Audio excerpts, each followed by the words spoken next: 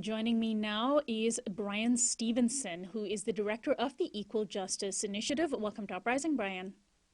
Thank you. Delighted to be with you. Tell us, what was the basis of the research for this report? Was it essentially historical news archives, or did you have surviving witnesses or original testimonies as well?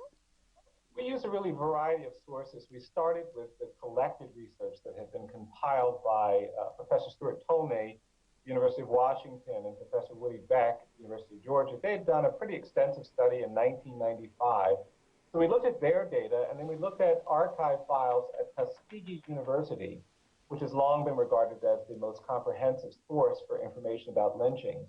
And then what we did was we went to hundreds of sites across the country and did local research in courthouses, in historical archives, in newspapers. We checked black newspapers and local newspapers and found dozens of new reports about lynchings that had not previously been identified. And from there, we did some interviews with survivors, family members, community residents, and through that confirmed about 700 more lynchings than had previously been identified. Why was it so important? Why is it so important to get a full accounting of this issue? Well, I think this country has really been compromised by our failure to talk about racial history honestly, our failure to deal with the legacy that has been created by issues like lynching. We've been doing work for a few years now trying to change the narrative. I mean, we have this, I think, false idea that racial history in this country is uncomplicated by a narrative that still undermines race relations. I think the great evil of slavery wasn't involuntary servitude, but it was a narrative of racial difference, this ideology of white supremacy, that people of color are deficit, not fully human, that really compromised our forward progress. And at the end of the Civil War, in my judgment, slavery didn't end, it evolved.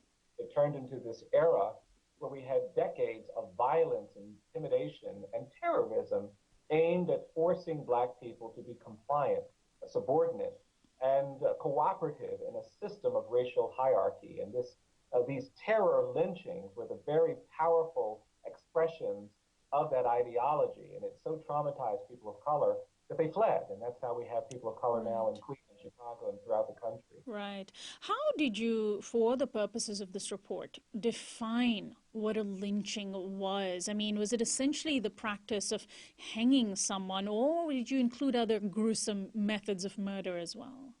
Yeah, I think that we were looking at things that had four components. First of all, it had to be done by someone in an extrajudicial way. It had to be unaccompanied by a legal trial or process. It was typically done by people who had no fear of accountability. This wasn't done by masked people. It wasn't a hate crime where people had to get away with it. It always involved at least three perpetrators, and some involved hundreds, thousands of people participating in these events in carnival-like atmosphere. And then the fourth thing is that we were looking at racial terror lynchings. These are lynchings of African Americans, where the act of the lynching wasn't directed just at that particular victim, but the entire community of color.